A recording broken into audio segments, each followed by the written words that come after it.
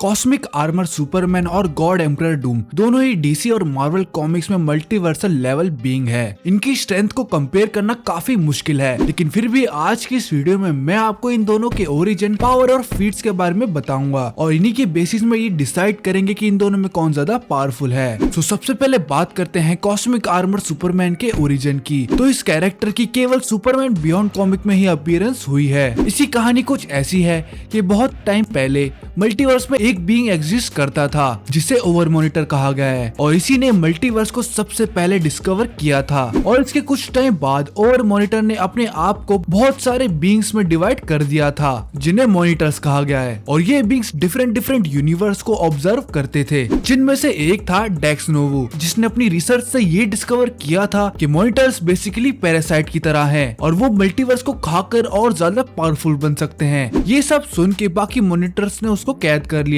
और इसके बाद वो बन जाता है डार्क मॉनिटर मैंड्रेक में, जो कि वैम्पायर की तरह मल्टीवर्स की लाइफ फोर्स पर फीड करता है। इसके बाद कहानी में अब आगे पता चलता है कि कॉस्मिक आर्मर सुपरमैन एक्चुअली में एक रोबोट है जिसे मॉनिटर्स ने मैंड्रेक को रोकने के लिए बनाया था। ये एक सेंटिएंटल मशीन है जो कि सभी पॉसिबिलिटी, प्रोबेबिलिटी, डुअलिटी और मेमोरी से पावर्ड है। इसके पास मल्टीवर्स की पूरी हिस्ट्री प्रेजेंट है और वो प्रोबेबिलिटी से फ्यूचर भी जानता है और सुपरमैन के इस वर्जन को थॉट रोबोट भी कहा जा सकता है। सो ये था उसका ओरिजिन। और बात करें उसकी पावर की तो कॉस्मिक आर्मर सुपरमैन के पास super human physical characteristics, plot manipulation, quantum manipulation, causality manipulation के साथ साथ इमॉर्टैलिटी और एग्जिस्टेंस इरेजर भी है। और उसकी फ्यूचर प्रेडिक्ट करने वाली एबिलिटी की वजह से वो नाई ओमनिसिएंट और नाई ओमनीपोटेंट भी बन जाता है। कॉस्मिक आर्मर सुपरमैन की कम अपीयरेंस होने के कारण उसकी फीट बहुत ही कम है, लेकिन जितनी भी है उसके पावर लेवल को बताने के लिए काफी है, जिसमें से वो फोर्थ डायमेंशनल बीइंग होने के कारण उसके ऊपर मल्टीवर्स के लॉ अप्लाई नहीं होते हैं। उसने एक ऐसी बुक को लिफ्ट किया था जिसके अंदर इनफिनाइट पेजेस और उन पेजेस के अंदर सारी पॉसिबल बुक्स थी, यानी पूरी की पूरी एग्जिस्टेंस, बेसिकली मल्टीवर्स। और उसी बुक में से हमें ओवर मॉनिटर और मॉनिटर के ओरिजिन के बारे में पता चलता है। कॉमिक में उसे डीसी के टोटल 52 यूनिवर्स से भी बड़ा बताया गया है और वो इस मल्टीवर्स से परे है। उसे खाली कॉन्शियस होने से पूरा क्वांटम कांप जाता है।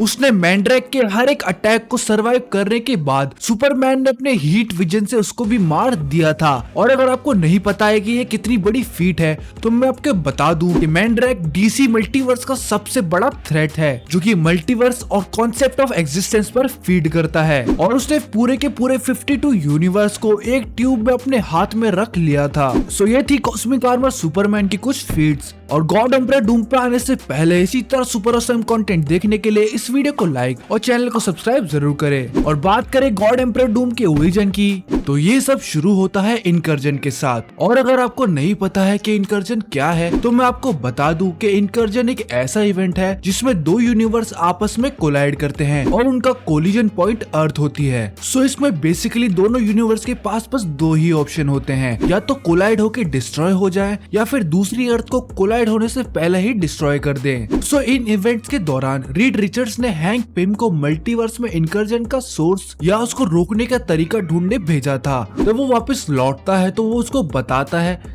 कि बियॉन्डर्स, जो कि बेसिकली ओमनिवर्सल बीइंग है, वो हर एक यूनिवर्स में कॉस्मिक एंटिटीज जैसे इटर्नल सेलेस्टियल्स को एक के बाद एक मार रहे हैं, जिसके कारण सारे यूनिवर्स आपस में कोलाइड हो रहे हैं। हैंक पिम रीड रिचर्ड्स को ये भी बताते हैं कि जब लिविंग ट्राइब्यूनल ने ये सब रोकने की कोशिश करी तब बियॉन्डर्स ने उसको भी मार दिया। लेकिन इसके भी कुछ टाइम बाद हमें असली सच बताया जाता है, जिसमें हमें पता चलता है कि ओवन रीस यानी मॉलिक्यूल मैन एक टाइम बॉम्ब की तरह है, जिसको बियॉन्डर्स ने हर एक यूनिवर्स में प्लांट किया है ताकि वो सभी एक साथ हर यूनिवर्स को डिस्ट्रॉय कर सके। और ये सब उन्होंने सिर्फ इसलिए किया क्योंकि वो देखना चाहते थे कि ये करने के बाद क्या होगा। लेकिन डॉक्टर डूम और मॉलिक्यूल मैन को इसके बारे में पता चल जाता है, जिसके बाद वो दूसरे यूनिवर्स में जाते हैं और वहाँ के मॉलिक्यूल मैन को मार देते हैं। लेकिन इसके कॉन्सिक्वेंस में पूरा यूनिवर्स डिस्ट्रॉय हो जाता है, जिसके बाद वो यूनिवर्स दूसरे यूनिवर्स में कोलाइड होता है और ये प्रोसेस चलता रहता है। इन सब के बाद जब पूरा मल्टीवर्स ऑलमोस्ट डिस्ट्रॉय हो गया था तब डॉक्टर डूम, मॉलिक्यूल मैन और डॉक्टर स्ट्रेंज, जो कि ब्लैक प्रीस्ट का लीडर बन चुका है, उनकी पावर को हार्नेस करके सभी बियॉन्डर्स को मार के उनकी पावर को भी एब्जॉर्ब कर लेता है और इसके बाद वो बन जाता है गॉड एम्परर डूम। सो ये थी उसकी ओरिजिन स्टोरी। और उसकी पावर्स की बात करें तो गॉड एम्परर डूम के पास हर एक इमेजिनेबल पावर है, जिनमें से कुछ है reality warping, concept manipulation, death manipulation, life and light manipulation, matter, mind, time manipulation के साथ साथ उसके पास रिजरेक्शन, टेलीपोर्टेशन और ट्रांसम्यूटेशन की भी पावर्स है। सो अब बात करते हैं उसकी फीट्स की। तो डॉक्टर डूम ने डॉक्टर स्ट्रेंज जिसके पास ब्लैक प्रीस्ट की पावर थी उसको डिसइंटीग्रेट कर दिया था। डॉक्टर डूम बियॉन्डर्स की पावर अब्सॉर्ब करने के बाद इतना पावरफुल हो गया था कि अगर उसने कुछ गुस्से में कर दिया तो वो गलती से ये वर्ल्ड भी डिस्ट्रॉय कर सकता है। और उसी ने इनकर्जन के बाद बाकी ब्रोकन अर्थ को मिला के बैटल वर्ल्ड बनाया था। उसने जॉनी स्टॉर्म को एक सन में इसलिए कन्वर्ट कर दिया था ताकि उसके डूम वर्ल्ड में लाइट आ सके। उसने अपने एक ही एनर्जी ब्लास्ट से एपोकलिप्स जैसे सुपर विलन को मार दिया था और उसका एक ही ब्लास्ट इन्फिनिटी जेम्स को डिस्ट्रॉय करने के केपेबल है। उसने थैनोस की स्पाइन को उसकी बॉडी के अंदर ही डिस्ट्रॉय करके उसको एशिस में कन्वर्ट कर दिया था। डॉक्टर डूम ने फिनिक्स फोर्स साइक्लोप्स, जो कि फिनिक्स फोर्स की पावर मिलने के बाद एक्सट्रीमली पावरफुल बीइंग बन गया था, उसको भी बड़े आसानी से ही मार दिया था।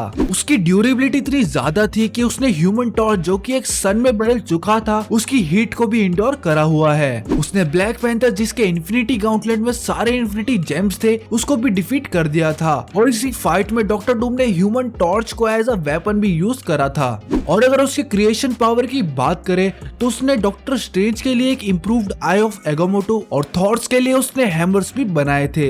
सो ये था कॉस्मिक आर्मर सुपरमैन और गॉड एम्परर डूम का ओरिजिन, पावर और उसकी कुछ फीट्स। और बात करके इन दोनों में कौन ज्यादा पावरफुल है तो मैं आपको बता दूं कि मेरे हिसाब से इन दोनों की फाइट में कॉस्मिक आर्मर सुपरमैन ही जीतेगा, क्योंकि उसके पास फ्यूचर प्रिडिक्ट करने की कैपेबिलिटी है और उसका कॉस्मिक आर्मर लिटरली स्टोरी है और इस बीइंग की पावर और अवेयरनेस की कोई लिमिट या डेफिनेशन नहीं है। और वहीं पर God emperor Doom extremely powerful होने के बाद भी मॉलिक्यूल मैन ने उससे पावर छीन के उसको हरा दिया था। सो इन दोनों में मेरे हिसाब से कॉस्मिक आर्मर सुपरमैन विनर है। आपका क्या ओपिनियन है इसके बारे में कमेंट करके जरूर बताना। सो आज की इस वीडियो में इतना ही। अगर आपको ये वीडियो पसंद आई हो तो इस वीडियो को लाइक और चैनल को सब्सक्राइब जरूर करें। मैं मिलूंगा आपसे अगली वीडियो में, तब तक के लिए पीस आउट।